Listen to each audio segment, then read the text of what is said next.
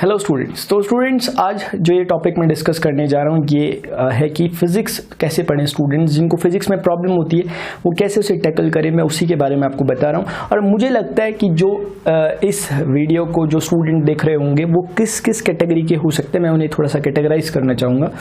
मुझे लगता है कि इस वीडियो को एक तो क्लास 11th क्लास 12th के स्टूडेंट के पास ये वीडियो पहुँचा हो सकता है, या दूसरी बात ये उन स्टूडेंट की प्रॉब्लम हो सकती है फिजिक्स जो कि 10th क्लास या 10th क्लास से नीचे के हों डेफिनेटली।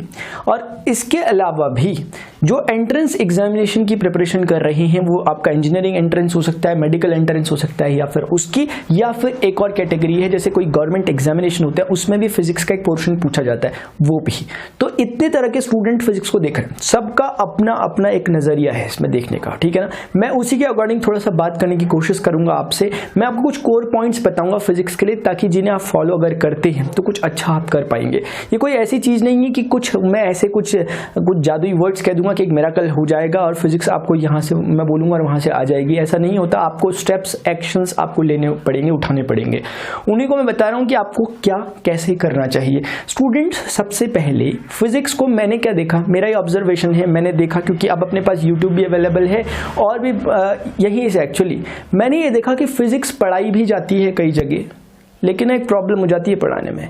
कभी कभी फिजिक्स को कहीं जगह मैंने ऐसा देखा हुआ है, कई जगह ऐसा देखा हुआ है कि फिजिक्स को लिटरेचर की तरह पढ़ाया जाता है, यानी कि कहीं कहीं डेफिनेशन पर ही स्टूडेंट उलझ जाता है, डेफिनेशन को याद करने में लगे हुए हैं, मगअप करने में लगे हुए हैं, फॉर्मूले इसको बिल्कुल उन्होंने रट लिया है ढंग से, लेकिन जब क्वेश्चन सामने आ रहा है नहीं कर पा रहे। उनका कहना है कि नहीं हमें फॉर्मूला आता है, लेकिन क्या कर लोगे फॉर्मूले आने का, क्योंकि सामने तो फॉर्मूला आपको नजर ही नहीं आ रहा लगाना किस पे, क्योंकि एकदम फॉर्मूला बेस्ड क्वेश्चन पूछा ही नहीं जा रहा। क्वेश्चन में कुछ ट्विस्ट हो रहे, हल्का सा क्वेश्चन इधर से इधर कर दिया और स्टूडेंट बैठ जाते हैं चुपचाप कि नहीं हो रहा, फिजिक्स नहीं हो रही। एक बात सबसे पहली बात ध्यान रखना, कुछ स्टूडेंट फिजिक्स से इसलिए थोड़ा सा स्केप करते हैं फिजिक्स से क्योंकि उन्हें लगता है कि फिजिक्स में मैथमेटिक्स यूज होती है और उनको ऐसा लगता है कि उनकी मैथमेटिक्स वीक थी, ऐसी कुछ बात, तो वो समझते हैं कि हमारी फिजिक्स भी नहीं हो पाएगी। तो ध्यान रखें फिजिक्स और मैथमेटिक्स थोड़ा सा डिफरेंस है इनमें, ठीक है ना। वो बात बिल्कुल सही है कि फिजिक्स की जो लैंग्वेज है वो मैथ्स है, लेकिन ऐसा भी नहीं कि मैथ्स का आपको बिल्कुल बहुत तगड़ा नॉलेज होगा तभी आप फिजिक्स कर पाओगे, ऐसा नहीं होता। कुछ डेफिनेट ऑपरेशंस होते हैं, कुछ डेफिनेट चीजें होती हैं, कुछ डेफिनेट फॉर्मूलाए होते हैं, कुछ डेफिनेट ब्रांचेस होती हैं जो मैथ्स की फिजिक्स में यूज होती हैं। ऐसा नहीं कि पूरी मैथ्स उठा के आपको फिजिक्स पढ़ा रहे, नहीं, ऐसा नहीं होता। फिजिक्स अपनी जगह है। फिजिक्स में होता क्या ना, दो चीजें बस, एक होता है आपका कॉन्सेप्ट, एक कॉन्सेप्ट का मतलब होता है जो सारी बातें जो दिख रही हैं, जो विजुअलाइज हो रही है, वो बातें होती है कॉन्सेप्ट, जो समझ में आ रहा है। एक जनरल ह्यूमन बीइंग जिसे समझ पा रहा है, कोई भी इंसान समझ लेता है, उसे समझ लिया। अब जैसे ऐसा है ना, एक बात है कि मैंने एक ब्लॉक को धक्का मारा, वो आगे चले गया, मेरी कुछ एनर्जी लॉस हुआ, यानी मैंने कुछ वर्क डन किया, ये एक हर एक इंसान को समझ में आ जाएगा। लेकिन इसी बात को अगर आप मैथमेटिकली रिप्रेजेंट कर रहे हो तो आपको वर्क को डिफाइन करना पड़ेगा, एफएस कॉस थीटा, यहां मैथ्स आती है। बस आपको यहां से वहां जो ये बीच में जो जंप करना है, इसी का ध्यान रखना है कि एक जनरल ह्यूमन बीइंग जो फिजिक्स को ना भी जानता हो, देखिए एक बात सुनिए, फिजिक्स में जब हम पढ़ते हैं ना, हमने पढ़ा ऑप्टिक्स पढ़ते हैं, हम उसमें देखते हैं लेंसेज, हम पढ़ते हैं मायोपिया क्या होता है, हम बहुत सारी चीजें पढ़ते हैं। तो क्या ऑप्टिक्स, हमें अगर कोई चीज दिख रही है लाइट, अगर हम ऑप्टिक्स ना पढ़े, सब्जेक्ट को ना पढ़े फिजिक्स के, तो क्या हम नहीं समझेंगे कि लाइट क्या होती है, जो दिख रहा है वही होती है, उसको अलग से एक्सप्लेन करने की क्या जरूरत है। हम फिलहाल अपनी एलिमेंट्री फिजिक्स लेवल में सिर्फ उन्हीं चीजों को ऑब्जर्व कर रहे होते हैं जो डायरेक्टली विजुअलाइज होती है। बाद में जब आपकी फिजिक्स की लेवल बढ़ता है, उसके बाद फिर हम उन चीजों को भी देखते हैं जो हमें नेकेड आई से नहीं दिखाई देती, फिर हम उनको भी देखते हैं। लेकिन फिलहाल जितनी फिजिक्स आप पढ़ रहे हैं, जितने लेवल की मैंने अभी बात करी, जो अपने पास अभी स्टूडेंट हमें मुझे देख रहे हैं, वो सभी अभी उस एलिमेंट्री फिजिक्स को पढ़ रहे हैं जो कि आराम से देखकर विजुअलाइज हो सकती है, ठीक है ना। तो यही बात है। अब फिजिक्स में मैंने बताया कभी भी फिजिक्स को इस तरह से नहीं पढ़ना कि आप उसकी डेफिनेशंस को याद कर रहे हैं। जब भी कभी ऐसा होने लग जाए कि आप फिजिक्स की डेफिनेशन को याद कर रहे हैं, या फिर जब भी कभी ऐसा होने लग जाए कि फिजिक्स पढ़ते समय आपको कुछ ऑकवर्ड फील हो रहा है, आपको मजा नहीं आ रहा, तो समझ लेना कि जो आप चीज पढ़ रहे हैं वो उसका मोड गलत है, आप गलत तरीके से उस चीज को पढ़ रहे हैं। क्योंकि यहां से मैं खड़े होकर बोल रहा हूं कि जो फिजिक्स है वो कंप्लीटली एक्सपीरियंस का सब्जेक्ट है। ऐसा नहीं कि सामने से कोई बोलेगा और आपने मान लिया, ऐसा नहीं होगा। अगर मैं बोलता हूं कि पानी गीला है तो क्या आप मेरे बोलने पर मानेंगे कि छूकर भी देख सकते हैं पानी गीला है? छूकर देखेंगे तो फील ज़्यादा होगा। वैसी वाली बात यहाँ पर होगी जब भी आप फिजिक्स पढ़ रहे होते हैं, क्योंकि सामने से किसी ने कुछ बोला वो सही है, एक अपने को डायरेक्शन मिला, सोचने का एक डायरेक्शन मिला, लेकिन उस पर सोचना कितना है, क्या सोचना है, ये कंप्लीटली आप पर डिपेंड करता है। आप उस पर जितना ज़्यादा हो सके सोचें, क्योंकि कुछ खोने के लिए आपके पास कुछ है नहीं, ठीक है ना। जब हम कंपटीशन की तैयारी कर रहे होते हैं, एंट्रेंस एग्जामिनेशन की, उस समय फिजिक्स एक चैलेंज होता है। जैसे आप नीट की प्रिपरेशन कर रहे होते हैं, जेई IIT की प्रिपरेशन कर रहे होते हैं, उस समय कुछ स्टूडेंट को फिजिक्स एक चैलेंज लगता है ना। तो आप ध्यान रखें जब भी आप फिजिक्स पढ़ना स्टार्ट कर रहे हो ना, क्योंकि गलती क्या होती है मैं आपको बताता हूँ। स्टूडेंट क्या देखते हैं ना कि एक टॉपिक को देख लेते हैं कि अच्छा इस तरह के क्वेश्चंस में इस तरह का पैटर्न में इस तरह के फॉर्मूले यूज हो रहे हैं, तो उन फॉर्मूलों को एक बार कर लिया अपने हिसाब से और ज़्यादा से ज़्यादा क्वेश्चन करने में लगे। वो बात सही है, ज़्यादा से ज़्यादा आपको न्यूमेरिकल्स करनी है, बात बिल्कुल सही है अगर ऐसे एग्जामिनेशन को आपको क्रैक करना है तो। लेकिन एक बात जो मिस हो जाती है कि हम उस टॉपिक को उसके बेसिक से नहीं पढ़ते। बेसिक मतलब उसके डेप्थ से नहीं पढ़ते, जहाँ पर उसके रूट है। वो रूट्स कहाँ पर है? वो रूट्स हैं उस फॉर्मूले के डेरिवेशन से, है ना। हम डेरिवेशन को अक्सर मैंने देखा है कि स्टूडेंट डेरिवेशन को लाइटली लेते हैं, जो रिजल्ट आया रहता है उस रिजल्ट को ही समझ लेते हैं कि अच्छा फॉर्मूला ये है और इसे अप्लाई करते हैं। मैंने देखा हुआ है ऐसा लिटरली करते हुए स्टूडेंट्स को, और वहीं पर उन्हें प्रॉब्लम होती है। क्योंकि जब भी कोई क्वेश्चन बनता है किसी कॉम्पिटिशन में, तो वहां पर जो क्वेश्चन पूछा जाता है वो इस तरह से पूछा जाता है कि आपका जो डेरिवेशन का पोर्शन रहा होता है वहीं से कुछ चेंजेस कर कुछ ट्विस्ट कर आपको क्वेश्चन को फ्रेम करके दिया जाता है।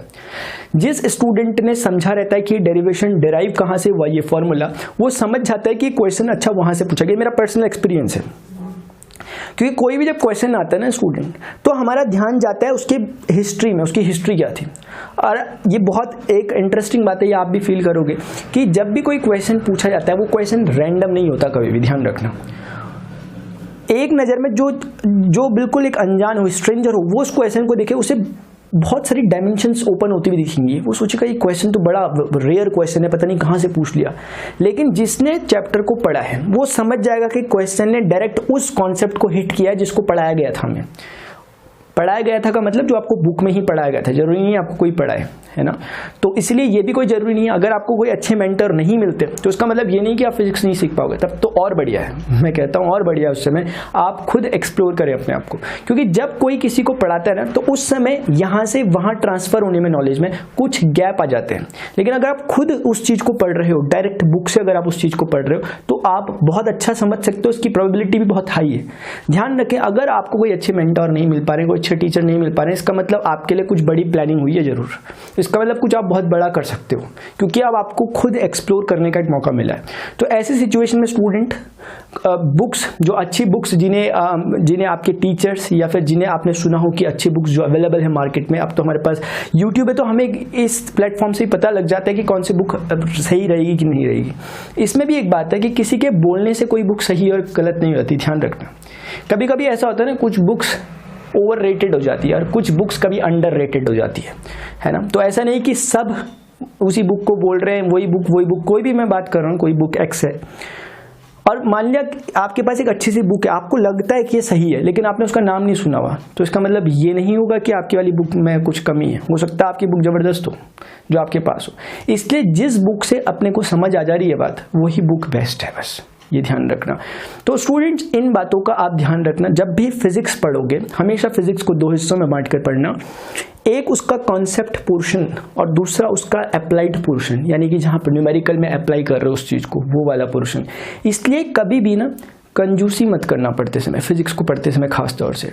ऐसा नहीं कि जितना लिखा हुआ है उतना ही पढ़ना है, बिटवीन दी लाइंस जो है वो बातें भी आपको समझनी है। यानी कि आपको जो डेफिनेशन मान लिया आ गई, एक पढ़ लिया आपने कोई फिजिक्स की डेफिनेशन, अब इसका मतलब ये नहीं कि सिर्फ उस डेफिनेशन को पढ़ लिया बस। जब डेफिनेशन पढ़ लिया, जब डेफिनेशन खत्म हो गई, उसके बाद आपका काम शुरू होता है उस डेफिनेशन को एक्सप्लोर करना, उस डेफिनेशन को और समझना, ठीक है ना। ये आपका काम होता है।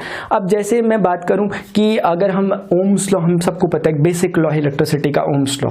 अब क्लास 10th तक हमने ओम्स लॉ को पढ़ा है। अगर आप क्लास 11th 12th में आप जब पहुंचते हैं, आप समझते हैं कि ओम्स लॉ डिराइव कैसे हुआ, तो कुछ फीलिंग्स और बढ़ती हैं ओम्स लॉ के बारे में। ओम्स लॉ के लिए हमें कुछ और नई नई चीज़ें पता चलती है। अच्छा, ये भी कुछ बातें थी, रेजिस्टिविटी भी कुछ मैटर करती थी। कोई रेजिस्टेंस भी कुछ मैटर करता है। ये बातें हमें नई बातें पता चलती है। ये मैंने जस्ट एक एग्जांपल लिया क्योंकि ओम्स लॉ को लगभग सभी ने सुना हुआ है, आर्किमिडीज का प्रिंसिपल आपने सभी ने सुना हुआ है, लेकिन अगर आर्किमिडीज के प्रिंसिपल को फील नहीं किया तो क्या किया फिर आपने? क्योंकि क्लास 11th में जब आप पहुंचते हैं तो वहां पर फ्लूइड मैकेनिक्स में आर्किमिडीज का प्रिंसिपल आता है, तब फील होता है कि हाँ डेफिनेशन जो कहती है वो अब कोरिलेट होती है। मैं ये नहीं कह रहा कि डेफिनेशन जो लिखी रहती है गलत रहती है, लेकिन हमें ना अपना माइंड सेट वहां तक पहुंचाना होगा कि जो डेफिनेशन में कही गई बातें हैं वो हमें फील हों। जब तक डेफिनेशन में लिखी गई बातें फील नहीं हो रही, इसका मतलब आपने कुछ एक्सपीरियंस अभी तक नहीं किया है ना। इसीलिए अगर आपने एक बार डेफिनेशन पढ़ी, उसके बाद अगर आप जाकर डीप में उस टॉपिक को और पढ़ते हो ना, फिर आकर जब आप दोबारा डेफिनेशन पढ़ते हो एक अलग ही फील रहता है। फिर उस डेफिनेशन की हर एक लाइन आपको बहुत इंटरेस्टिंग नजर आती है, हर एक वर्ड इंटरेस्टिंग नजर आता है, ठीक है। तो कुल मिलाकर मैंने ये कहा आपको कि जब भी आप फिजिक्स पढ़ें तो एक तो पढ़ते समय कंजूसी नहीं करनी और डेरिवेशंस को कभी मिस नहीं करना, चाहे आप किसी भी लेवल की फिजिक्स पढ़ रहे हो। हाँ, अगर कुछ एक गवर्नमेंट जैसे एग्जामिनेशन में जो फिजिक्स आती है वो एक कहा जाए उसे तो वो एक ऐसी आती है कि एक पूछ लेंगे आपसे कि बताइए फोर्स की यूनिट क्या होती है, बताओ वर्क की यूनिट क्या होती है, फोर्स की CGS यूनिट क्या होती है ना, या फिर डायमेंशन क्या होती है फोर्स की, ऐसी कुछ बातें हल्की फुल्की बातें, या फिर एक सिंपल सी बात पूछ लेंगे कि फोर्स लग रहा है डिस्प्लेसमेंट के साथ 30 डिग्री के एंगल में, डिस्प्लेसमेंट इतना हुआ, बताओ वर्क डन कितना हुआ, FS cos थीटा लगाकर आप कर लोगे। वहां पर फिर भी इतना डीप में पढ़ने की जरूरत नहीं है उस पर्टिकुलर लेवल में, क्योंकि वहां सिर्फ एक बहुत बेसिक नॉलेज देख रहे होते हैं फिजिक्स का। लेकिन जैसे आपके एंट्रेंस एग्जामिनेशन है आपका नीट या फिर आपका JEE का, जो कि इंजीनियरिंग और मेडिकल का होगा, या फिर NDA एग्जामिनेशन में अगर मैं बात करूं, NDA में भी उतनी फिजिक्स नहीं आती, बहुत डीप नहीं आता, बहुत एक कोर नॉलेज आता है कि आपको एक हल्का फुल्का पता हो फिजिक्स का, थोड़ा सा एक सराउंडिंग पता हो कि ऐसा भी कुछ होता है वाली बात, टॉपिक्स की जानकारी हो, इतना ही आता है NDA एग्जामिनेशन में। सिर्फ और सिर्फ अगर आप एंट्रेंस की प्रिपरेशन कर रहे हैं वहाँ पर, और अगर आप खुद क्लास 11th और 12th के स्टूडेंट भी हैं, वहाँ भी बहुत हाई फाई फिजिक्स नहीं आती, उतने ही आपके डेरिवेशंस पूछे जाते हैं और उन डेरिवेशन पर बेस्ड, एकदम उन्हीं पर बेस्ड आपके पास प्रॉब्लम्स पूछी जाती है आपसे, जो न्यूमेरिकल प्रॉब्लम्स होती है। तो ठीक है स्टूडेंट्स, अगर आपको लेक्चर इन्फॉर्मेटिव लगा तो आप इस वीडियो लेक्चर को जरूर लाइक करें, अपनी क्वेरीज जो हैं उन्हें इस वीडियो के कमेंट बॉक्स में लिखें, ताकि मैं आपको पर्सनली मैं आपका रिप्लाई कर सकूं जो आपकी प्रॉब्लम हुई होगी। क्योंकि हो सकता है कुछ ऐसी बातें रह गई हो जो आपकी प्रॉब्लम हो वो ना यहाँ पर मैं बोल पाया हूँ, तो मैं आपको पर्सनली रिप्लाई कर मैं आपको बताऊंगा।